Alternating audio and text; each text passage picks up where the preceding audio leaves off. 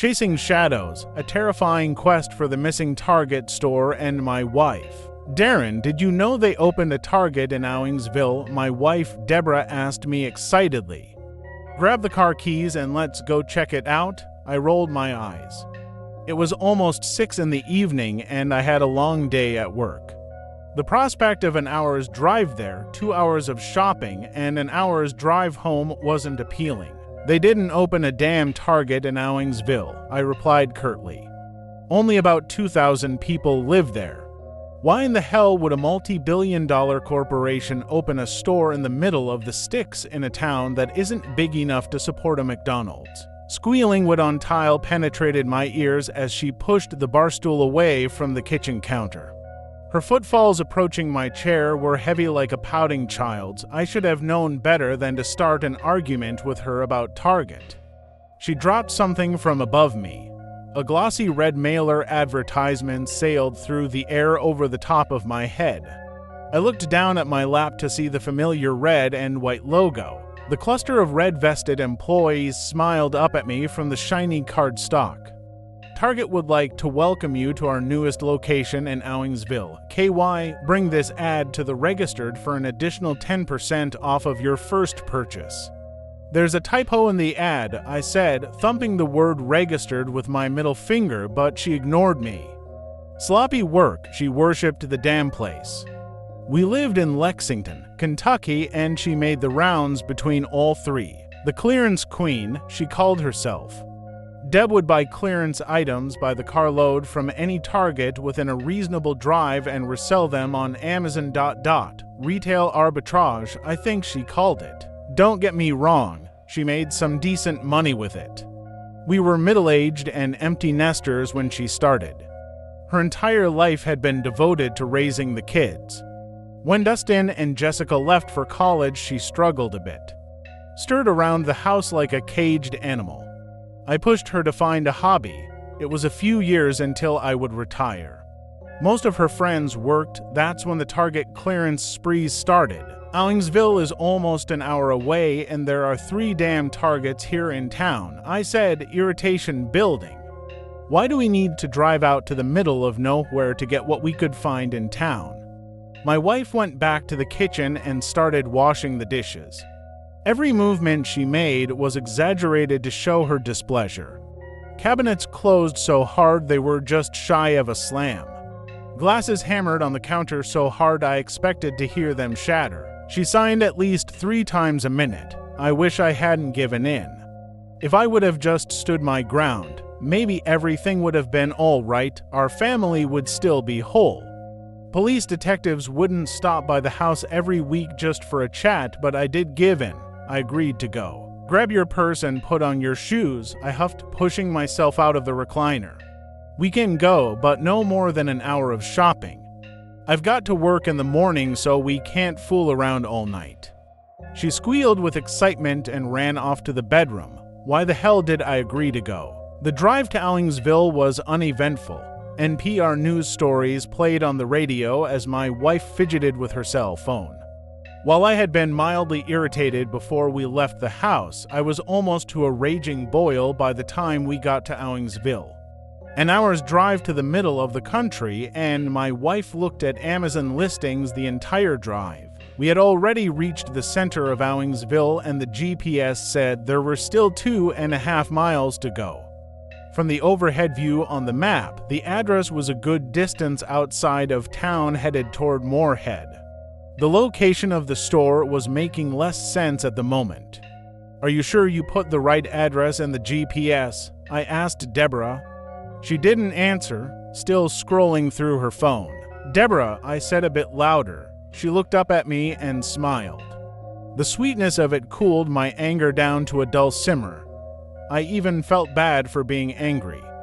Her life had changed so much in the last year, and this was something she did to pass some lonely times. Sweetie, are you sure you put in the right address? I really don't think this can be right. Deb leaned over and pulled out the cardstock advertisement from her purse and looked at the address. Reaching over, she pulled the GPS from the dashboard and punched a few buttons. Out of the corner of my eye, I could see a confused expression consume her face. "Yeah," she said, "it's the right address." The weird thing is the GPS just corrected itself. It was down to 2 miles and jumped back up to 2.5 miles. Still says it's straight ahead on the right though. I wasn't concerned yet, but I was confused. The GPS clearly said 2.5 miles when we pulled out of Owingsville onto the dark country lane. We had been on the road for nearly a minute. It could have been a glitch in the software, but it still left me with an uneasy feeling. My eyes darted back and forth from the GPS screen and the darting yellow lines in the center of the road. The mileage was decreasing as it should have, and I felt relieved. Only a mile ahead, we would be there soon. I looked back at the road and looked for parking lot lights in the distance. "You missed your destination. Please make a U-turn when able and head back 2.5 miles. Your destination will be on the right side of the road." "What the hell?" I said in a panic. The GPS had just said 1 mile only moments before. There was no way I had driven 1.5 miles past a huge department store on the side of a dark country highway and missed it. "You've got to be kidding me." I pulled the car onto the shoulder and made a U-turn. As we drove back in the direction that we came, I fluttered with nervous energy. Something was wrong, but I couldn't put my finger on it. Was I zoning out while we drove? Was the GPS malfunctioning? Did the damn store even exist? Just a moment before I was going to tell my wife we were heading home, I could see an unnaturally bright light ahead in the wood line. The tops of parking lot lights peeked over the top of the forest. I turned to Deborah to voice my concern, but her face was painted with a satisfied grin. "I told you we'd find it," she exclaimed with excitement. We pulled around the tree line to see an immense parking lot in front of the brightly lit store. There were maybe 3 cars parked at the far side of the lot. The car returns were empty. It looked like no one had been there other than a few employees. "You were all worked up over nothing." I pulled the car into a parking space closest to the door. We got out and started walking toward the entrance. There was a motionless elevator music playing in the parking lot. I looked up toward the tops of the light poles but didn't see any speakers. None of the Targets in Lexington played the canned music, and it filled me with a strange sense of dread. It was as though it came from nowhere. Even the entrance to the building was strange. While most stores have an entrance directly in the center of the building or two mirrored entrances on each end of the building, there was only one here. It was almost directly at the far right corner of the building. I looked to my left and saw the 3 other cars in the lot were parked all the way to the right. Maybe there was an employee door on the side of the building, but I couldn't see a walkway. There were 4 or 5 feet of grass between the parking lot and the edge of the building. Something about the exterior was off-putting as well. Every other store I had seen was a cream or beige color with a few red awnings and a red Target logo next to the store name, not this one. The entire building was fire engine red. It reminded me of the unrealistically bright blood from the old 80s slasher films, where there would usually be only one Target logo. The building was covered in them. Hundreds maybe, all different sizes. Some of the larger logos had smaller ones between the red and white circles. A few overlapped. Strangest of all, there was no sign that just said Target. "Deb, something about this is weirding me out," I said hesitantly. "Let's come back tomorrow during the day. Looks like they could be closed anyhow." "Not many cars in the lot." She stopped and turned toward me. The exuberant grin had vanished from her face and was replaced by a set of furrowed brows. Her body was slightly rigid and her head turned slowly from side to side. "We drove an hour to get her and you nearly got us lost twice," she said angrily. "Don't you think for a second we're going home? If you're going to act like an ass the whole time, go wait in the car." I was a bit dumbstruck. Deb was usually soft-spoken and sweet. Only a handful of times had I ever heard her curse, never at me. She turned and went through the sliding doors at the front of the store. Hurt and angry, I went back to the car. For the first 30 minutes Deb was inside, I scanned the parking lot like a prey animal searching for a hunter. No cars passed on the main road and no one pulled into the parking lot. There was no motion that I could detect through the glass doors into the building. Occasionally a light would flicker in the parking lot. Otherwise, things seemed relatively normal. I tried to call Deborah once or twice but didn't get an answer. Halfway through a lengthy, apologetic text message, I decided to leave her alone.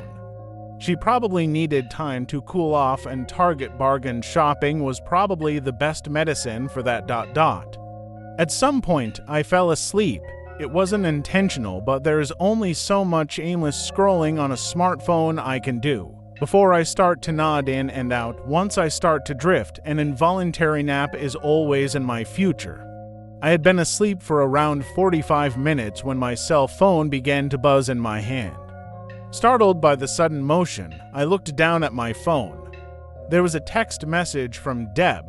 I thought it was just Deb telling me she was running behind but checking out. Help me. The messaging was confusing. Did she want help carrying something to the car? Was there something she wanted my opinion on? I sent a reply. What do you need help with, sweetie? No response. 3 minutes passed. I tried again. You okay? Another few minutes and still no reply. I'm getting worried. Do I need to come in? I waited for another minute, but she never texted me back. Unsnapping my seatbelt, I pushed the door of the car open and felt resistance and a loud smack. Looking to my left, there was a yellow car next to me. It hadn't been there when I went to sleep, and I had just slammed my door into the side of it. There was just enough room for me to slide out, so I wedged myself sideways and closed my door. Bending over, I looked at the side of the yellow car where my door had made contact. There was no dent or mark. With relief, I stood and turned to head toward the door. I was startled by an ocean of yellow cars. There were dozens of makes and models, but each vehicle in the lot was yellow. Almost every single parking space was filled, but there was no one in the parking lot. When I turned to head toward the door, there was no one moving around inside that I could see from there. My stomach dropped. Something was wrong. When I passed through the entryway doors, the store looked like it should, with a few exceptions. All of the registers were self-checkout with no place for an attendant. Where you would expect to find a customer service department, there was an empty red wall. There was a cart corral, but it stood empty. All of the products I could see on the shelf had no writing. Just the Target logo and a picture of what was inside. Strangest of all was the lack of people. The only noise in the building was a keyboard version of The Girl from Ipanema. It had a tinny quality to it, as though it were playing from a World War II-era radio. Crackles of static pierced through, occasionally causing me to wince. "Hello," I said loudly. It wasn't quite a shout, but there was more volume to it than my normal speaking voice. It took most of my willpower not to scream at the top of my lungs, but I didn't want to make myself seem unstable if it turned out there were other people in the store. There has to be someone else here, I thought to myself. Why the hell would the parking lot be full if no one was inside? No one answered my call. "Excuse me," I said a bit louder. My footfalls almost seemed to echo as I walked into the store. "Deborah, can you hear me?" Silence. "Is anyone in this damn building?" I screamed. My temples were throbbing, and it felt like the canned music pouring from the speakers grew louder to drown out my calls. I was running down the aisles, looking side to side frantically. Passing row after row of generic shelves filled with red packaging, I screamed my wife's name over and over. My phone vibrated in my pocket and I pulled it out. Another text from Deborah. "Please get me out of here." A chill ran up my spine. "Can you hear me screaming for you?" The ellipsis bubble popped up showing she was typing a response. "No, I can only hear the red men. I'm hiding from them in the bathroom. Please come help me." I didn't have time to register what she meant by the red men.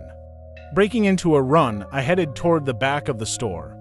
As I passed by the clothing section, I panicked and jumped back, slamming into a rack filled with clothing. A red faceless man was standing on a platform behind the rows of clothing. Terrified, I pushed myself backward and hid behind a shelf. There was no sound of movement, only the tinny music playing from overhead. I couldn't decide if the red man hadn't seen me. After a few moments, I slowly peeked my head around the shelf toward the clothing section. The man stood stoically behind the rows of clothing. Bright lines of light reflected off of his smooth body. He didn't move at all. It's a mannequin, I thought. Move your ass and find Deborah. I stood and walked back around the shelf without the lens of fear. I could see that the shiny red man was only a mannequin. There were no clothes on it yet. Maybe the store opened before they were able to finish setting up the store. As I walked past it, my pulse slowed. I could see the bathroom sign hanging from the ceiling overhead and moved in that direction. As soon as I got Deborah out of the bathroom, we were going to get out of there and blow every stoplight between Owingsville and Lexington. Then I heard footsteps. When I turned to face the clothing section, I could see the bright red mannequin was off of the pedestal. It stood on the bright white tiles of the walkway. In only a moment, the thing had moved at least 15 feet in my direction. There was no one around. What the hell? I said aloud. Slowly, I began to walk backward toward the bathroom, keeping my eyes locked on the mannequin. It didn't move, but I had the uncomfortable feeling that it was watching me with its featureless face. Sweat began to pour from my forehead. Suddenly, there were steps behind me. I spun around to see another red mannequin standing about 100 feet on the other side of me. As I looked in its direction, I could hear more footsteps behind my back. When I turned, the mannequin from the clothing department was a few feet closer to me. Before I could collect my thoughts, both of the shining red mannequins burst into a spring toward me. I panicked and ran into the aisle behind me. Their hard feet clacked on the floor, easily making gains on me. 20 years past my prime, I wasn't used too much physical exertion anymore. I hadn't run more than 2 aisles, and I had already lost my breath. Entering a box of shelves, I turned to face the oncoming red mannequins. Desperate, I searched the shelves near me for a weapon. It was a home goods section, and I began to scan the shelves. At the end of the shelf to my right was a cheap-looking red-handled chef's knife. I lunged for it just in time. As I pulled off the plastic cover, the 2 red men came around the corner. I extended the knife toward both of them and they stopped. Both of them tilted their head side to side like confused dogs. They turned toward each other as one of them began tapping a hard finger against their palm.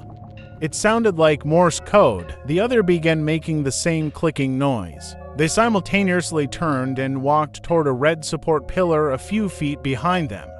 I watched cautiously, scanning the area behind me occasionally. Their sudden disengagement made me as nervous as the pursuit itself. When they reached the red pillar, they both turned and placed their back against it. Stretching their arms straight over their bodies, they tilted their heads back. The overhead speakers began to increase in volume rapidly. I watched as the 2 red men fell backward and vanished into the pillar. My mind struggled to comprehend what I had just seen. The store was quiet again. I could feel the throbbing of my temples intensify. Once I snapped myself out of the momentary daze, I began moving cautiously toward the bathrooms again. I moved slowly, checking each aisle before I passed to the next one. Always looking for the red man, always listening for the slightest sign of another person. It felt like an eternity, but finally I made it to the bathroom hallway. The lights there flickered wildly and the music dissipated.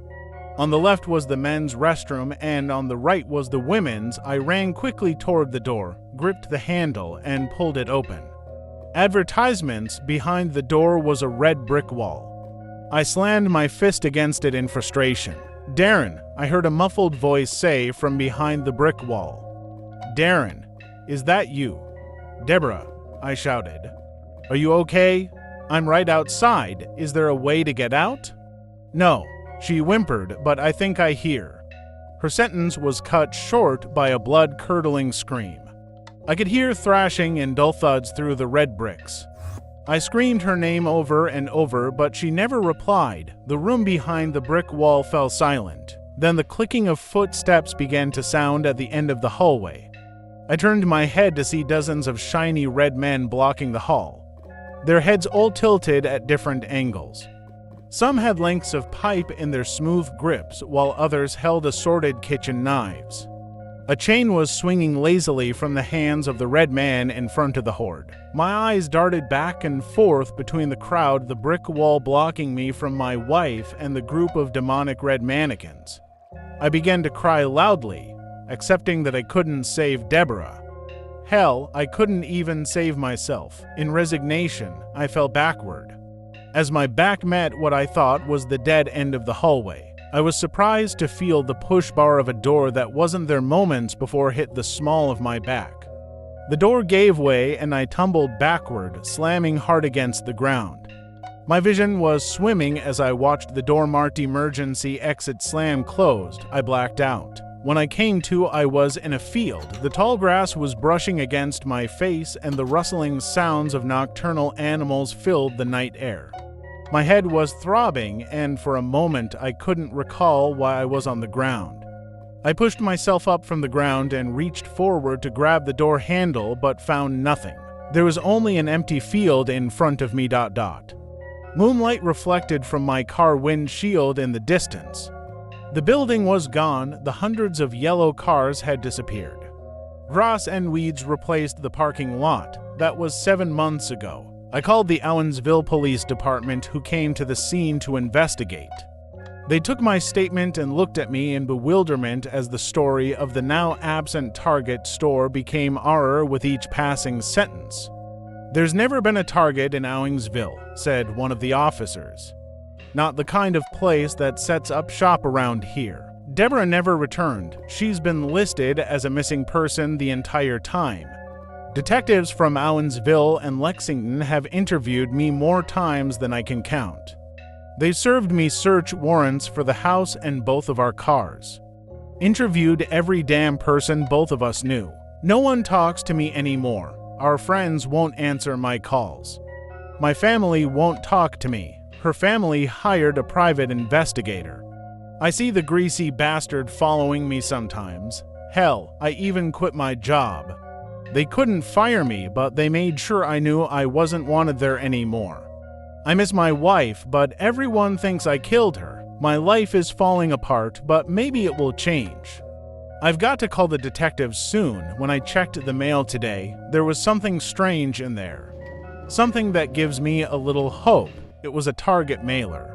The same one Deborah showed me all those months ago, just advertising a different location. Target would like to welcome you to our newest location in Paris. KY, bring this ad to the registered for an additional 10% off of your first purchase. There was the same group of red-vested employees smiling at the camera, cheesy grins and everything. Right in the middle was a face I knew so well. She was smiling that same smile I'd seen 1,000 times. Deborah.